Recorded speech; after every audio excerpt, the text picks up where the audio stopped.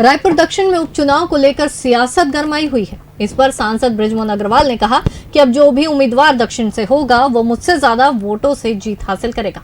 उन्होंने कहा कि आने वाले 1 साल में ट्रेनों की व्यवस्था पहले से बेहतर होगी। इस संबंध में रेल मंत्री से भी बात की गई है। श्यामा प्रसाद मुखर्जी जयंती पर सांसद बृजमोहन अग्रवाल ने कहा कि मुखर्जी ऐसे देशभक्त थे जिन्होंने देश की जनता के लिए अपने पद को त्याग दिया।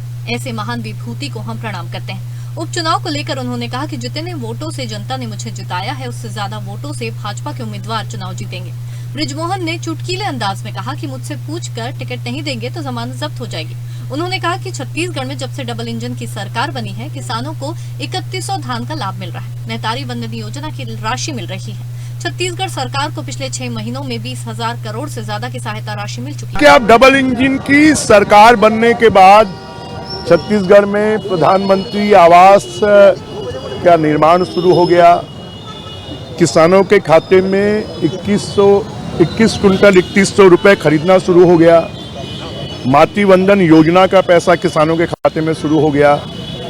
केंद्र की जितनी भी योजनाएं हैं उनका इम्प्लीमेंटेशन और उनका पैसा आना शुरू हो गया।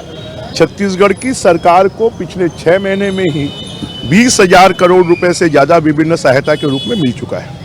ट्रेनों के रद्द होने पर बृजमोहन अग्रवाल ने कहा कि अगर हमको प्रगति करना है, आगे बढ़ना है तो कहीं ना कहीं जब रेलवे पट्टी का दोहरीकरण हो रहा है, पुल पुलिया बनाया जा रहा है तो आप ये मान कर चलिए कि अगले 1 साल के अंदर में छत्तीसगढ़ के रेलवे की व्यवस्था पूरी नवीनीकरण होकर पहले से ज्यादा दुरुस्त हो जाएगी। और मैं इस संबंध में रेल मंत्री से बात भी की है।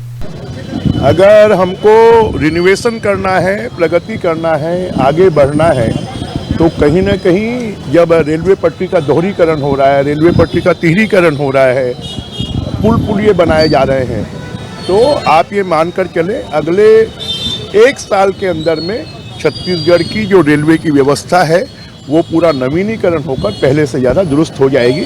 और मैंने इस संबंध में रेल मंत्री जी से बात भी की।